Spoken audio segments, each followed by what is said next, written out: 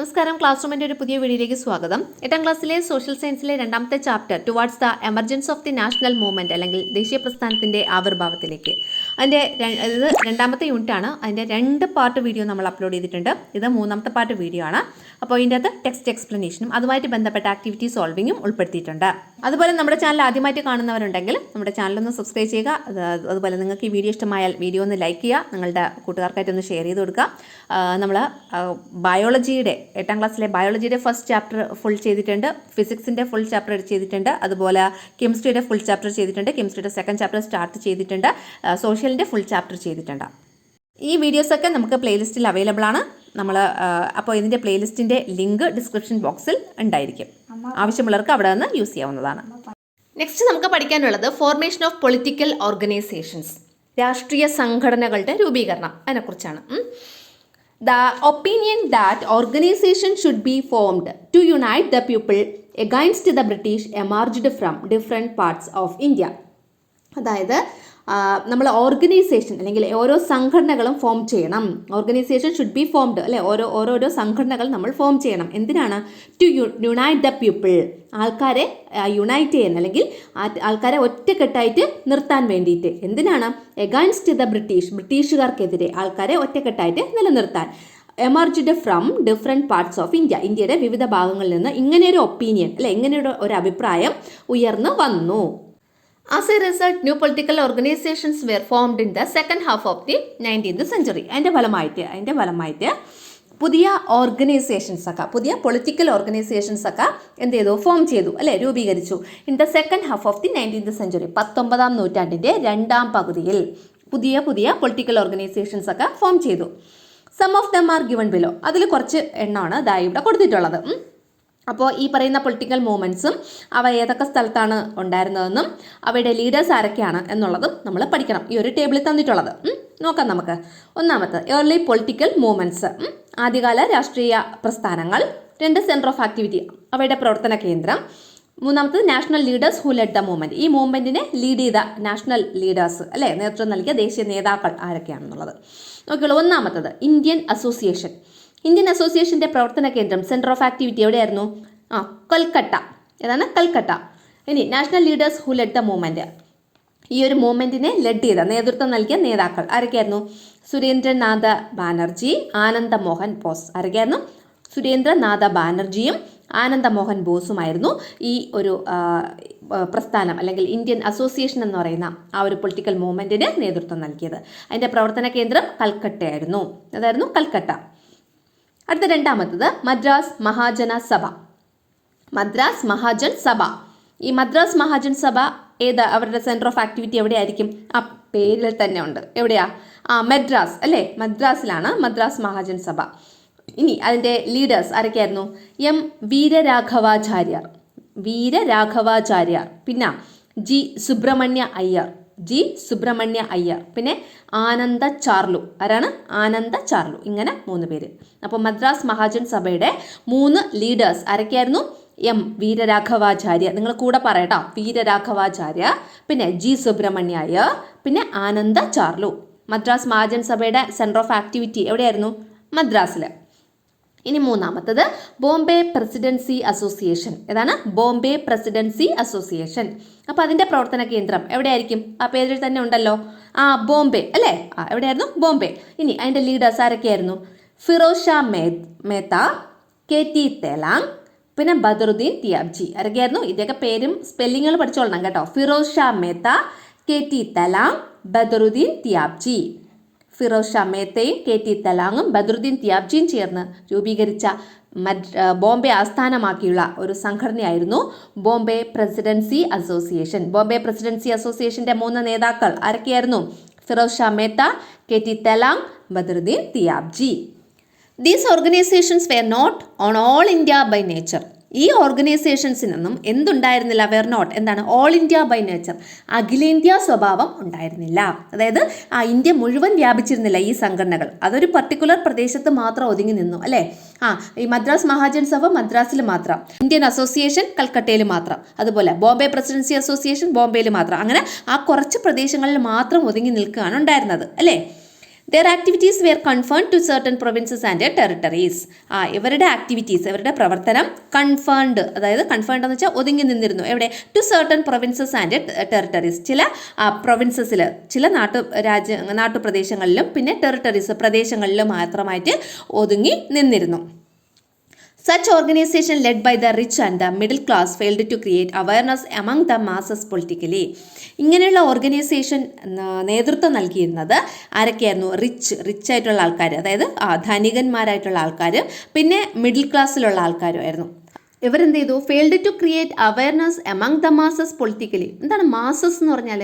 Masses എന്ന് വെച്ചാൽ ബഹുജനങ്ങൾ, അല്ലെങ്കിൽ എല്ലാ തരത്തിൽപ്പെട്ട ജനങ്ങളെയും. അപ്പോൾ ഈ ജനങ്ങളെ പൊളിറ്റിക്കലി, അതായത് രാഷ്ട്രീയപരമായിട്ട് അവയർനെസ് കൊടുക്കാൻ അല്ലെങ്കിൽ ബോധവൽക്കരിക്കാൻ ഇവർക്ക് കഴിഞ്ഞില്ല. അതവരെന്തായി? ഫെയിലായി. Failed to create awareness create ചെയ്യാൻ ഫെയിലായി. എമംഗ് ദ മാസസ് പൊളിറ്റിക്കലി, ജനങ്ങൾക്കിടയിൽ പൊളിറ്റിക്കലി, അതായത് രാഷ്ട്രീയപരമായിട്ടുള്ള ഒരു അവയർനെസ് കൊടുക്കുന്നതിൽ ഇവർ പരാജയപ്പെട്ടു. ആരാണ് ഈ അവരെന്ന് പറഞ്ഞാൽ? ഈ റിച്ചും പിന്നെ മിഡിൽ ക്ലാസ്സിലുള്ള ആൾക്കാരും. അവരായിരുന്നു ഈ പറയുന്ന സംഘടനകളെയൊക്കെ ലീഡ് ചെയ്തിരുന്നത്, നേതൃത്വം നൽകിയിരുന്നത്. In this context, the need to form an All India organization was strengthened. ഈ ഒരു സാഹചര്യത്തിൽ ഒരു ഓൾ ഇന്ത്യ ഓർഗനൈസേഷൻ അല്ലെങ്കിൽ ഒരു അഖിലേന്ത്യാ സംഘടന രൂപീകരിക്കേണ്ടതിൻ്റെ ആവശ്യകത, നീഡ് അല്ലെ, അതിൻ്റെ ഒരു ആവശ്യകത എന്തായി? സ്ട്രെങ്തൻഡ്, അതായത് ശക്തിപ്പെട്ടു. ഇനി ഇവിടെ ഒരു ക്വസ്റ്റ്യൻ കൊടുത്തിട്ടുണ്ട്. Discuss and list the limitations of early political movement. ആദ്യകാല രാഷ്ട്രീയ പ്രസ്ഥാനങ്ങളുടെ പരിമിതികൾ ചർച്ച ചെയ്ത് പട്ടികപ്പെടുത്തുക. എന്തൊക്കെയാണ് ലിമിറ്റേഷൻസ്? നോക്കിയോളൂ. Organisation were not all India by nature. ഈ ഓർഗനൈസേഷൻസ് എന്തായിരുന്നില്ല? ഓൾ ഇന്ത്യ ബൈ നേച്ചർ, അല്ലെങ്കിൽ അഖിലേന്ത്യാ സ്വഭാവം ഉണ്ടായിരുന്നില്ല ഈ സംഘടനകൾക്ക്. അടുത്തത്, the activities of organisation were confined to certain provinces and territories. ഈ ഓർഗനൈസേഷൻ്റെയൊക്കെ ആക്ടിവിറ്റീസ്, പ്രവർത്തനം എന്ന് പറയുന്നത് വെയർ കൺഫൈൻഡ് എന്ന് വെച്ചാൽ ഒതുങ്ങി. എവിടെ ഒതുങ്ങി? To certain provinces and territories, ചില പ്രൊവിൻസിലും ചില ടെറിട്ടറീസിലും, അല്ലേ? ടെറിട്ടറീസ് എന്ന് വെച്ചാൽ ചില പ്രദേശങ്ങളിലും, പിന്നെ പ്രൊവിൻസ് എന്ന് വെച്ചാൽ പ്രവിശ്യകളിലും മാത്രമായിട്ട് ഒതുങ്ങി ഈ ഓർഗനൈസേഷൻസിൻ്റെയൊക്കെ ആക്ടിവിറ്റീസ്. അടുത്ത മൂന്നാമത്തത്, ദീസ് ഓർഗനൈസേഷൻസ് ഫെയിൽഡ്. ഈ ഓർഗനൈസേഷൻസ് എന്തായി? ഫെയിലായി, അല്ലേ? എന്തിൽ ഫെയിലായി? To create awareness among masses politically. ജനങ്ങൾക്കിടയിൽ, മാസസ് എന്ന് വെച്ചാൽ ജനങ്ങൾക്കിടയിൽ, എമംഗ് ദ മാസസ്, അല്ലെ, ജനങ്ങൾക്കിടയിൽ പൊളിറ്റിക്കലി എന്ന് വെച്ചാൽ രാഷ്ട്രീയപരമായിട്ട് ഒരു അവയർനെസ്, ഒരു അവബോധം ക്രിയേറ്റ് ചെയ്യാൻ അല്ലെങ്കിൽ അവബോധം സൃഷ്ടിക്കാൻ ഈ ഓർഗനൈസേഷൻസ് എന്തായി? ഫെയിലായി. മനസ്സിലായോ? ഇത്രയാണ് ഇതിൻ്റെ ലിമിറ്റേഷൻസ് എന്ന് പറയുന്നത്. അപ്പോൾ എന്താണ് മലയാളം മീഡിയംകാർക്കുള്ളത്? സംഘടനകൾക്ക് അഖിലേന്ത്യാ സ്വഭാവം ഉണ്ടായിരുന്നില്ല. പ്രവർത്തനം ചില പ്രവിശ്യകളിലും പ്രദേശങ്ങളിലും മാത്രമായി ഒതുങ്ങി. ബഹുജനങ്ങളെ രാഷ്ട്രീയമായി ബോധവൽക്കരിക്കാൻ കഴിഞ്ഞില്ല. അടുത്തത്, formation of all India organisation. അപ്പോൾ ഇവിടെ പറഞ്ഞിട്ടുള്ളത് നമ്മുടെ ഇന്ത്യൻ നാഷണൽ കോൺഗ്രസ് അല്ലെങ്കിൽ INC എന്ന് ഇപ്പോഴും നിലവിലുള്ള ഒരു സംഘടനയാണ്. INC, Indian National Congress. ഈ INC എന്ന് പറയുന്ന ഇന്ത്യൻ നാഷണൽ കോൺഗ്രസ് എന്ന് പറഞ്ഞാൽ ആ സംഘടനയുടെ രൂപീകരണവുമായിട്ട് ബന്ധപ്പെട്ട നടന്ന ആ ഫസ്റ്റ് ഒരു സമ്മേളനം നടന്നിട്ടുണ്ടായിരുന്നു. അപ്പോൾ ആ ഒരു സമ്മേളനത്തിനെ കുറിച്ചുള്ള കാര്യങ്ങളാണ് ഈ ഒരു ബോക്സിൽ തന്നിട്ടുള്ളത്. നമുക്ക് നോക്കിയോളൂ. On December 28, 1885, at 12 noon, a meeting was held in a spacious room at the Goguldas Tejpal Sanskrit College, Bombay. ബോംബെയിലെ ഗോകുൽദാസ് തേജ്പാൽ സംസ്കൃത കോളേജിൽ 1885 December 28 പകൽ 12 മണിക്ക് ഒരു സ്പേഷ്യസ് സ്പേഷ്യസ് റൂം എന്ന് വെച്ചാൽ വിശാലമായിട്ടുള്ള നല്ല സ്പേസ് ഒക്കെ ഉള്ള ഒരു റൂമിൽ എന്ത് നടന്നു? ഒരു യോഗം, അല്ലെ, ഒരു മീറ്റിംഗ് നടന്നു. 72 persons had assembled here.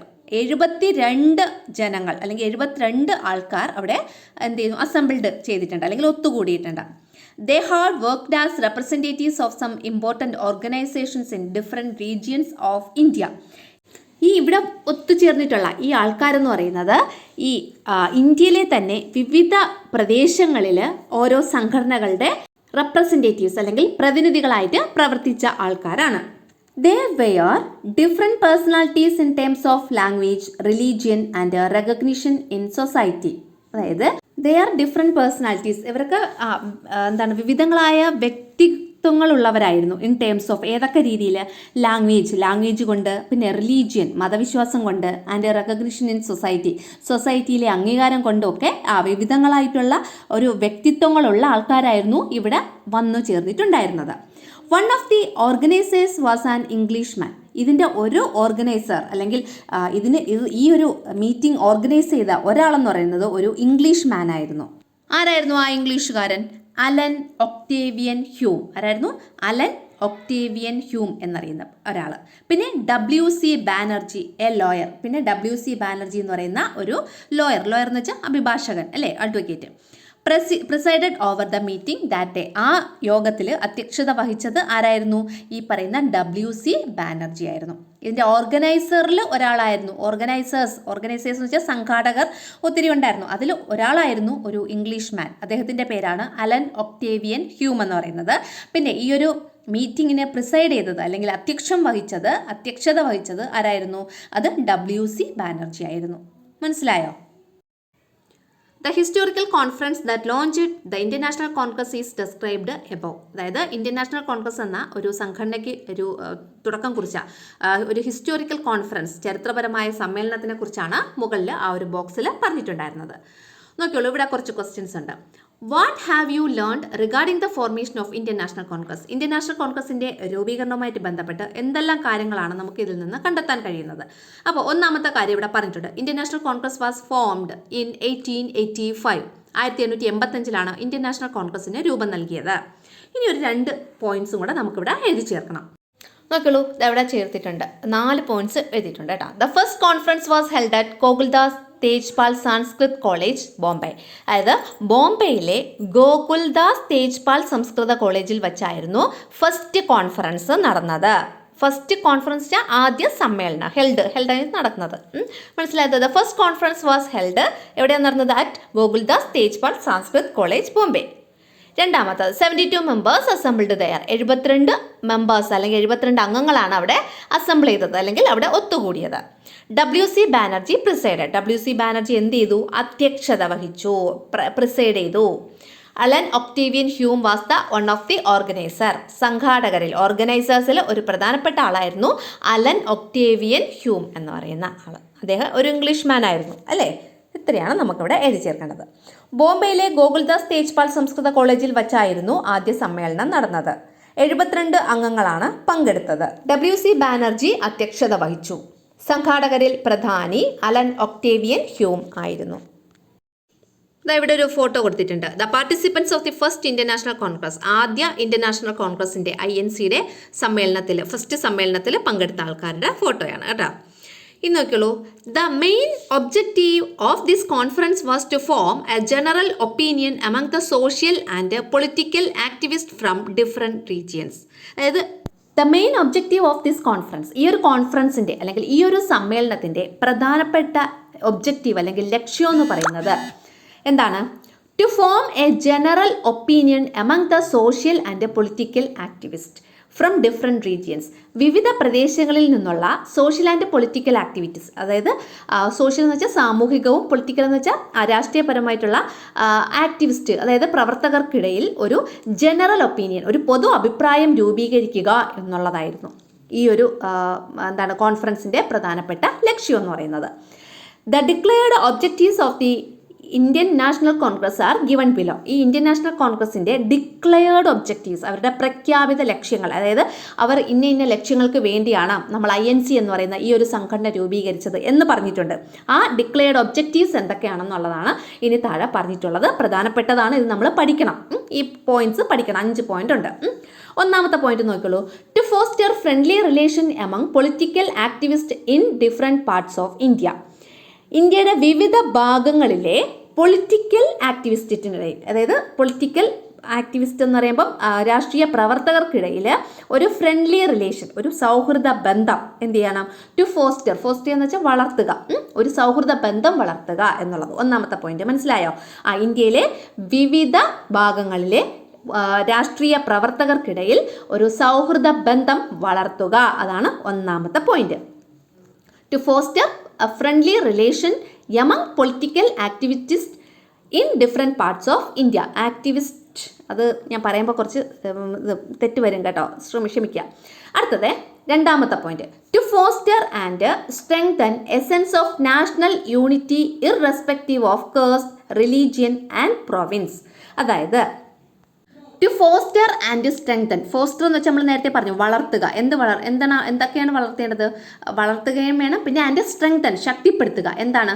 A sense of national unity. National unity എന്ന് വെച്ചാൽ ദേശീയ ഐക്യം എന്നുള്ള ആ ഒരു സെൻസ്, ആ ഒരു ബോധം, ദേശീയ ഐക്യം, നാഷണൽ യൂണിറ്റി എന്നുള്ള ഒരു സെൻസ് ഫോസ്റ്റർ ചെയ്യുക. അതോടെ തന്നെ അത് സ്ട്രെങ്തൻ ചെയ്യുക. ഫോസ്റ്റർ ചെയ്യുക എന്ന് വെച്ചാൽ വളർത്തുക, സ്ട്രെങ്തൻ ചെയ്യുക എന്ന് വെച്ചാൽ അത് ശക്തിപ്പെടുത്തുക. എങ്ങനെ? Irrespective of caste, religion and province.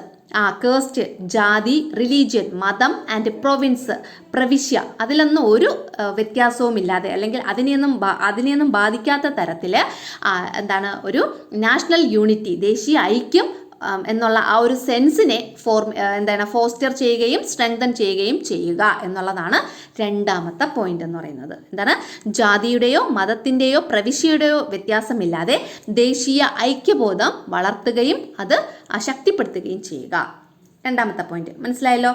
അടുത്ത മൂന്നാമത്തെ point, formulate and give shape to common needs and present them to the British government. Common needs എന്ന് വെച്ചാൽ പൊതു ആവശ്യങ്ങൾ അല്ലേ? പൊതു ആവശ്യങ്ങൾ രൂപപ്പെടുത്തുകയും അത് എന്ത് ചെയ്യണം?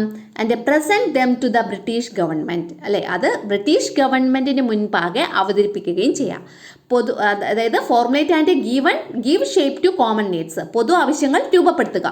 And present them to the British government, അത് ബ്രിട്ടീഷ് ഗവൺമെന്റിന് മുൻപാകെ എന്ത് ചെയ്യണം? അവതരിപ്പിക്കുക.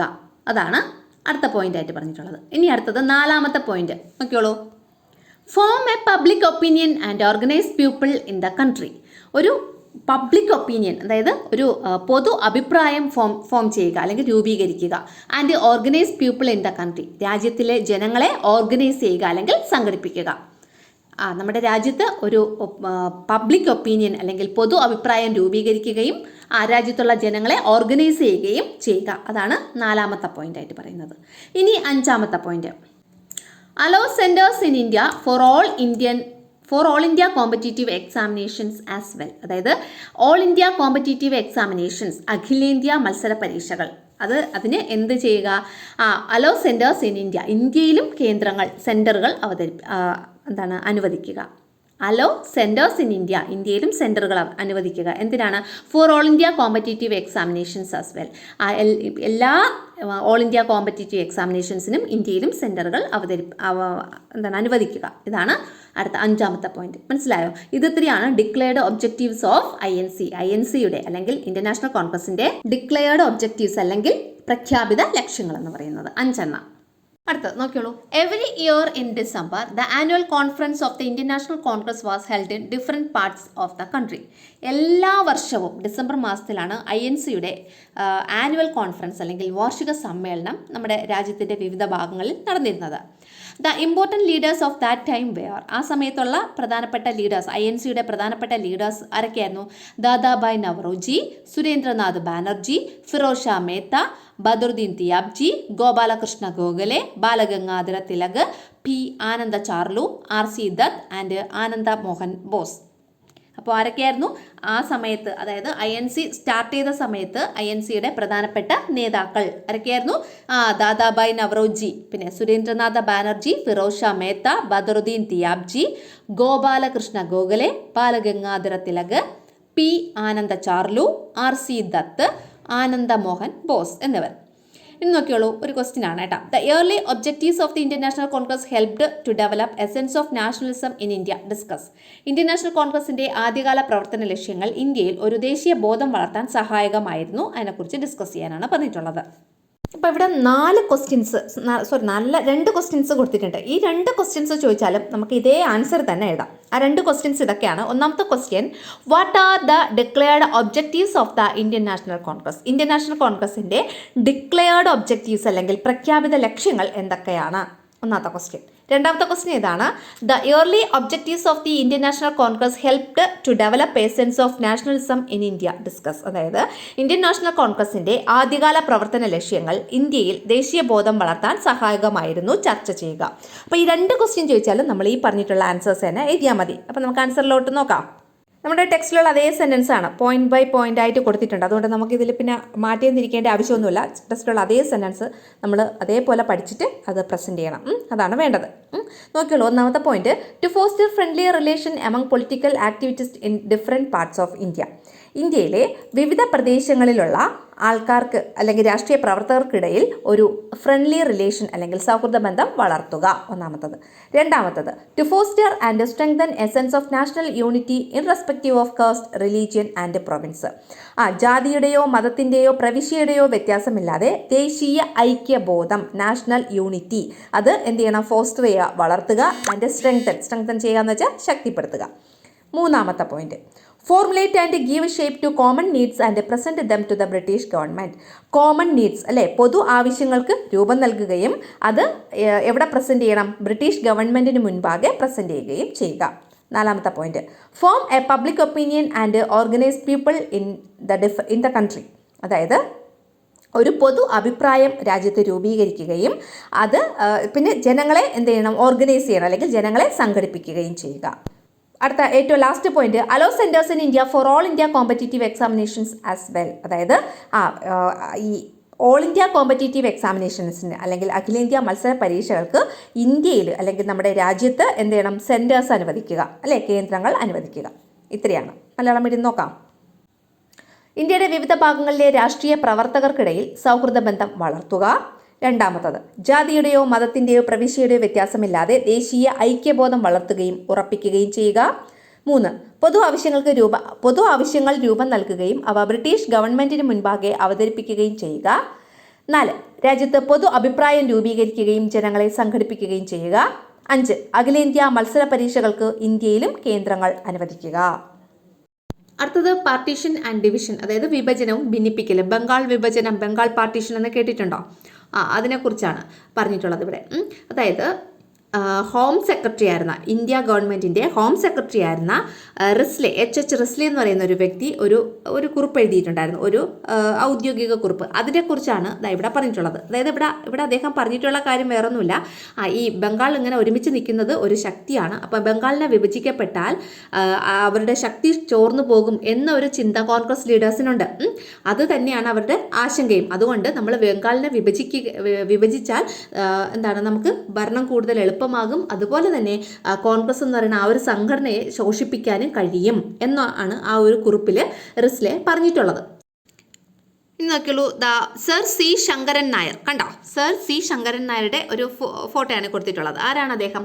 The first Malayali who become the president of the Indian National Congress.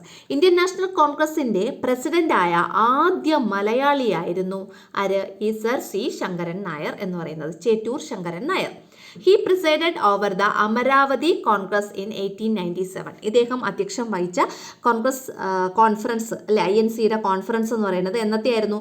1897 Amaravati Congress ആയിരുന്നു.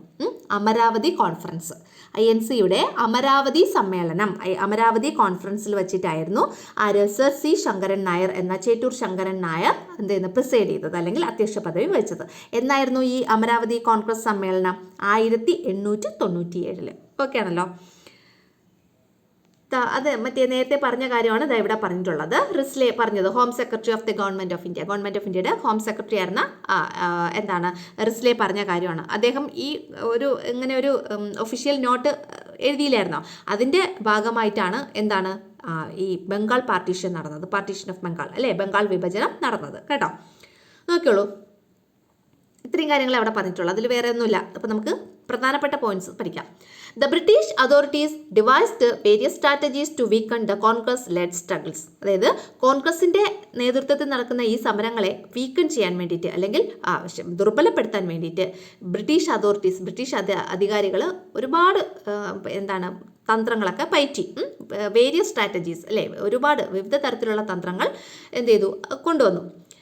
The most important of these was the partition of Bengal. അതിൽ ഏറ്റവും പ്രധാനപ്പെട്ട ഒരു തന്ത്രം അല്ലെങ്കിൽ ഒരു സ്ട്രാറ്റജി ആയിരുന്നു പാർട്ടീഷൻ ഓഫ് ബംഗാൾ, ബംഗാൾ വിഭജനം എന്നുള്ളത്. The aim was to divide the province of Bengal into 2, which was the strong hold of the nationalist movement. അതായത് the aim was to divide the province of Bengal. Bengal എന്ന് പറയുന്ന ആ പ്രൊവിൻസിനെ അല്ലെങ്കിൽ ആ പ്രവിശ്യയെ രണ്ടായിട്ട് വിഭജിക്കുക എന്നതായിരുന്നു എയിം അല്ലെങ്കിൽ ലക്ഷ്യം എന്ന് പറയുന്നത്. Which was the strong hold of the nationalist movement. അതായത് ദേശീയ പ്രസ്ഥാനത്തിന് വളരെ സ്ട്രോങ് ആയിട്ടുള്ള ശക്തി കേന്ദ്രമായിരുന്നു ഈ ബംഗാൾ എന്ന് പറയുന്നത്. Lord Curzon, the British Viceroy, argued that the existing province of Bengal was vast and partition was necessary for efficient administration.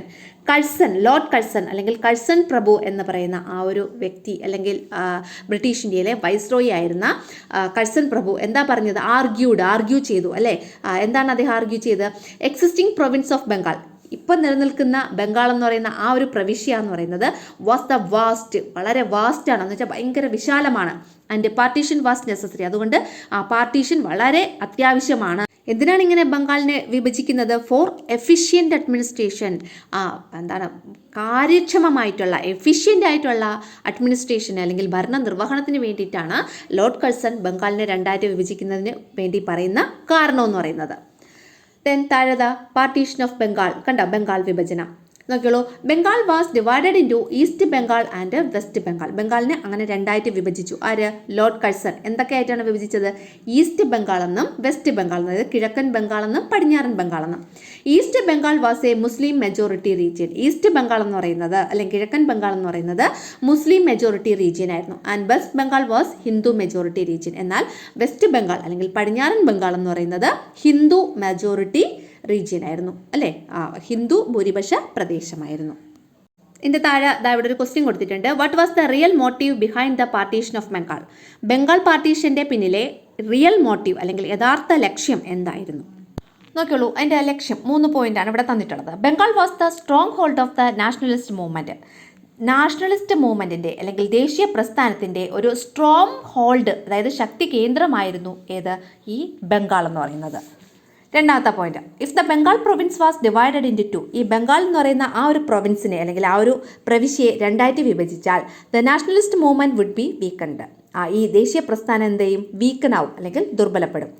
The British authorities also aimed, British authorities അല്ലെങ്കിൽ British അധികാരികൾ എയിം ചെയ്തത്, ലക്ഷ്യം വച്ചത് to weaken the struggles led by the Indian National Congress. Indian National Congress നേതൃത്വം കൊടുത്ത സ്ട്രഗിൾസിനെ അല്ലെങ്കിൽ പോരാട്ടങ്ങളെ വീക്കൻ ചെയ്യുക അല്ലെങ്കിൽ ദുർബലപ്പെടുത്തുക എന്നതായിരുന്നു.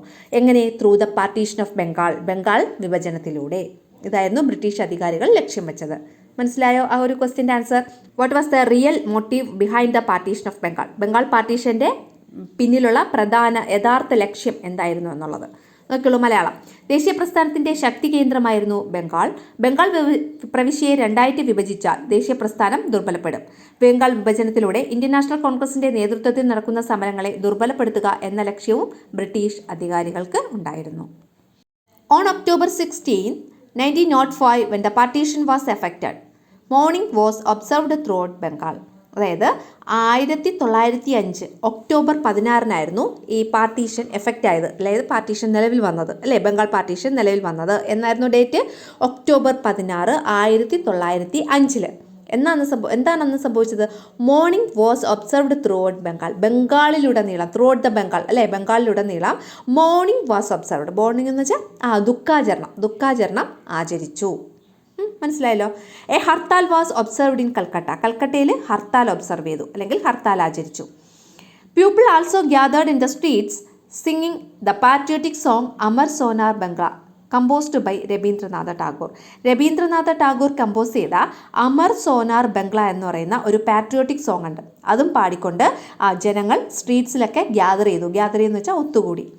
These protest turned into a massive strike. ഈ പ്രൊട്ടസ്റ്റ് ഈ പ്രതിഷേധങ്ങൾ ടേൺഡ് ഇൻ ടു എന്തായി മാറി? ഈ പ്രതിഷേധ സമരങ്ങൾ ഒരു മാസീവ് സ്ട്രൈക്കായിട്ട് മാറി, ഒരു വലിയ ഒരു സമരമായിട്ട് മാറി അല്ലേ? മാസീവായിട്ടുള്ള അല്ലേ? വലിയൊരു സ്ട്രൈക്ക് അല്ലെങ്കിൽ വലിയൊരു സമരമായിട്ട് മാറി. This is known as Swadeshi movement. ഇതാണ് സ്വദേശി മൂവ്മെൻറ്റ് അല്ലെങ്കിൽ സ്വദേശി പ്രസ്ഥാനം എന്നറിയപ്പെട്ടത്. The Indian national movement was energized by the Swadeshi movement. ഈ ഇന്ത്യൻ നാഷണൽ മൂവ്മെൻറ്റ് എനർജൈസായി അല്ലെങ്കിൽ കൂടുതൽ നല്ല ശക്തിപ്പെട്ടു. ഏതിലൂടെ? By the Swadeshi movement. ഈ സ്വദേശി മൂവ്മെൻറ്റിലൂടെ ഇന്ത്യൻ നാഷണൽ മൂവ്മെൻറ്റ് കുറച്ചും കൂടി ശക്തിപ്പെട്ടു. The main mode of struggle of this movement was the use of Indian goods and the boycott of British goods. ഈ സ്ട്രഗിളിൻ്റെ ഒരു പ്രധാനപ്പെട്ട ലക്ഷ്യം അല്ലെങ്കിൽ പ്രധാനപ്പെട്ട ഒരു സമരരീതി, മെയിൻ മോഡ് ഓഫ് സ്ട്രഗിൾ അല്ലേ? ഒരു പ്രധാനപ്പെട്ട സമരരീതി എന്ന് പറയുന്നത് എന്തായിരുന്നു? യൂസ് ഓഫ് ഇന്ത്യൻ ഗുഡ്സ്, ഇന്ത്യയിൽ ഉണ്ടാക്കുന്ന ഗുഡ്സ് ഉപയോഗിക്കുക. And the boycott of British goods, ബ്രിട്ടനിൽ ഉണ്ടാക്കുന്ന ഗുഡ്സ് ബോയ്ക്കോട്ട് ചെയ്യുക അല്ലെങ്കിൽ ഉപേക്ഷിക്കുക എന്നതായിരുന്നു. Self Reliance was the main concept of the Swadeshi movement. ഈ സ്വദേശി മൂവ്മെൻറ്റ് ഒരു പ്രധാനപ്പെട്ട കൺസെപ്റ്റ് എന്ന് പറയുന്നത് സെൽഫ് റിലയൻസ് എന്നതായിരുന്നു. അതായത് സ്വാശ്രയം. സെൽഫ് റിലയൻസ് എന്ന് വെച്ചാൽ സ്വാശ്രയം, അതായത് നമ്മുടെ നാട്ടിൽ ഉൽപ്പാദിപ്പിക്കുന്ന ഉൽപ്പന്നങ്ങൾ മാത്രം ഉപയോഗിക്കുക, ബ്രിട്ടീഷുകാർ ഉൽപ്പാദിപ്പിക്കുന്ന ഉൽപ്പന്നങ്ങൾ ഉപയോഗിക്കാതിരിക്കുക. അതാണ് സെൽഫ് റിലയൻസ് അല്ലെങ്കിൽ സ്വാശ്രയം എന്ന ആ വാക്കുകൊണ്ട് ഉദ്ദേശിക്കുന്നത്. അതായിരുന്നു പ്രധാനപ്പെട്ട കൺസെപ്റ്റ് ഏതിൻ്റെ, ഈ സ്വദേശി പ്രസ്ഥാനത്തിൻ്റെ, സ്വദേശി മൂവ്മെൻറ്റിൻ്റെ പ്രധാനപ്പെട്ട കൺസെപ്റ്റ് എന്ന് പറയുന്നത്. The meaning and purpose of the Swadeshi movement was to promote the success of Swadeshi industries and other enterprises. സ്വദേശി മൂവ്മെൻറ്റിൻ്റെ മീനിങ്, അതുകൊണ്ട് സ്വദേശി മൂവ്മെൻറ്റ് എന്നതുകൊണ്ട് അർത്ഥമാക്കുന്നത് അല്ലെങ്കിൽ അതിൻ്റെ പർപ്പസ്, അതിൻ്റെ ലക്ഷ്യം എന്ന് പറയുന്നത് എന്താണ്? To promote the success of Swadeshi industries and other enterprises. Swadeshi ഇൻഡസ്ട്രീസിൻ്റെയും പിന്നെ അതർ എൻ്റർപ്രൈസസ് മറ്റുള്ള സംരംഭങ്ങളുടെയും സക്സസ്സിന് വേണ്ടിയിട്ട്, വിജയത്തിന് വേണ്ടിയിട്ട് പ്രൊമോട്ട് ചെയ്യുക, പ്രോത്സാഹിപ്പിക്കുക എന്നതായിരുന്നു. വിച്ച് മീൻഡ്, അതിൻ്റെ അർത്ഥം എന്താണ്? Boycotting British products. ആ ബ്രിട്ടീഷ് പ്രോഡക്ട്സിനെ എന്ത് ചെയ്യണം? ബോയ്ക്കോട്ട് ചെയ്യുക, ബഹിഷ്കരിക്കുക എന്നതായിരുന്നു അതിൻ്റെ അർത്ഥം. And thus depriving the government of trade revenue. ഇതിലൂടെ ഡെപ്രൈവിംഗ് എന്ന് വെച്ചാൽ ഇല്ലാതാക്കുക. എന്തില്ലാതാക്കുക? The government of trade revenue. ഗവൺമെൻറ്റിന് ട്രേഡിൽ കൂടെ അല്ലെ കച്ചവടത്തിൽ കൂടെ ലഭിക്കുന്ന റവന്യൂ, കച്ചവട വരുമാനം ഇല്ലാതാക്കുക എന്നുള്ളതായിരുന്നു. അതായത് ഈ ബ്രിട്ടീഷ് ഗവൺമെൻറ്റിന് ട്രേഡ് റവന്യൂ ലഭിക്കുമായിരുന്നു. അപ്പോൾ ഈ ട്രേഡ് റവന്യൂ ബ്രിട്ടീഷ് ഗവൺമെൻറ്റിന് ഇല്ലാതാക്കുക എന്നുള്ളതായിരുന്നു ഈ സ്വദേശി മൂവ്മെൻറ്റിൻ്റെ പ്രധാനപ്പെട്ട ലക്ഷ്യമെന്ന് പറയുന്നത്. അതോടൊപ്പം തന്നെ ആ സ്വദേശി ഇൻഡസ്ട്രീസിനെയും എൻ്റർപ്രൈസസിനെയും എന്ത് ചെയ്യണം? പ്രൊമോട്ട് ചെയ്യുക. അതും അതിൻ്റെ ഒരു ലക്ഷ്യമായിരുന്നു. ആസ് പാർട്ട് ഓഫ് ദിസ്, ഇതിൻ്റെ ഭാഗമായിട്ട്, അതായത് ഈ സ്വദേശി മൂവ്മെൻറ്റിൻ്റെ ഭാഗമായിട്ട് എന്തൊക്കെ കാര്യങ്ങളാണ് ചെയ്തത് അത് അവിടെ നമ്മുടെ ബുള്ളറ്റിനിട്ട് കൊടുത്തിട്ടുണ്ട്. ഏതൊക്കെയാണ്? Many textile mills, soap factories, match factories, handloom establishments, national banks and insurance companies were started. നിരവധി ടെക്സ്റ്റൈൽ മിൽസ്, തുണിമില്ലുകൾ, പിന്നെ സോപ്പ് ഫാക്ടറീസ്, സോപ്പിൻ്റെ ഫാക്ടറീസ്, പിന്നെ മാച്ച് ഫാക്ടറീസ് എന്ന് വെച്ചാൽ തീപ്പെട്ടി ഉണ്ടാക്കുന്ന ആ ഫാക്ടറീസ്, പിന്നെ ഹാൻഡ്ലൂം എസ്റ്റാബ്ലിഷ്മെൻറ്റ്, കൈത്തറിയുടെ സ്ഥാപനങ്ങൾ, പിന്നെ നാഷണൽ ബാങ്ക്സ്, ദേശീയ ബാങ്കുകൾ, പിന്നെ ഇൻഷുറൻസ് കമ്പനികൾ, ഇതൊക്കെ എന്ത് ചെയ്തു? സ്റ്റാർട്ട് ചെയ്തു അല്ലെങ്കിൽ ആരംഭിച്ചു. അടുത്ത രണ്ടാമത്തെ എന്താ പറഞ്ഞിട്ടുള്ളത്? Bengal chemical store started by Acharya PC Roy. Acharya PC Roy ആരംഭിച്ച ഒരു സ്ഥാപനമാണ് ബംഗാൾ കെമിക്കൽ സ്റ്റോർ എന്ന് പറയുന്നത്. പിന്നെ Swadeshi store started by Rabindranath Tagore start ചെയ്ത ഒരു സ്ഥാപനമാണ് സ്വദേശി സ്റ്റോർ. പിന്നെ the Swadeshi steam navigation company started under the leadership of V Chidambaram Pillai. ഈ വി ചിദംബരം പിള്ളയുടെ നേതൃത്വത്തിൽ സ്ഥാപിച്ച ഒരു കമ്പനിയാണ് സ്വദേശി സ്റ്റീം നാവിഗേഷൻ കമ്പനി. ആരുടെ ലീഡർഷിപ്പിലാണ് സ്റ്റാർട്ട് ചെയ്തത്? വി ചിദംബരം പിള്ളൈ. പിന്നെ and the steel factory established by Jamshedji ടാറ്റയുടെ ലീഡിങ്ങിൽ സ്ഥാപിച്ച ഒരു സ്ഥാപനം സ്റ്റീൽ ഫാക്ടറി അല്ലേ, ഒരു സ്റ്റീൽ ഫാക്ടറി സ്ഥാപിച്ചു. Were formed as part of the Swadeshi movement. ഈ പറയുന്ന സ്ഥാപനങ്ങളൊക്കെ ഈ സ്വദേശി മൂവ്മെൻറ്റിൻ്റെ ഭാഗമായിട്ട് രൂപം കൊണ്ട സ്ഥാപനങ്ങളാണ്. അപ്പോൾ സ്വദേശി മൂവ്മെൻറ്റിൻ്റെ ഭാഗമായി രൂപം കൊണ്ട സ്ഥാപനങ്ങൾ ഏതൊക്കെയാണ്? ഒന്നാമത്തത് ബംഗാൾ കെമിക്കൽ സ്റ്റോർ. ആരാണ് സ്റ്റാർട്ട് ചെയ്തത്? By Acharya PC Roy. Started by Acharya PC Roy സ്ഥാപിച്ചതാണ് ബംഗാൾ കെമിക്കൽ സ്റ്റോർ. രണ്ടാമത്തത് സ്വദേശി സ്റ്റോർ ആരാണ്? രവീന്ദ്രനാഥ ടാഗോർ. അടുത്ത സ്വദേശി സ്റ്റീം നാവിഗേഷൻ കമ്പനി ആരാണ്? വി ചിദംബരം പിള്ളൈ എന്ത് സ്ഥാപിച്ചു? Swadeshi steam navigation Company. അടുത്തത് സ്റ്റീൽ ഫാക്ടറി എസ്റ്റാബ്ലിഷ് ചെയ്തത് ആരാണ്? ജംഷഡ്ജി ടാറ്റ. ഇതൊക്കെ എന്താണ്? നമ്മുടെ സ്വദേശി മൂവ്മെൻറ്റിൻ്റെ ഭാഗമായിട്ട് രൂപം കൊണ്ട സ്ഥാപനങ്ങളാണ്. മനസ്സിലായോ? അപ്പോൾ നമുക്ക് ഇത്രയും പഠിക്കാം. അത് കഴിഞ്ഞിട്ട് അടുത്ത ക്ലാസ്സിൽ ബാക്കിയുള്ളത് എടുക്കാം കേട്ടോ.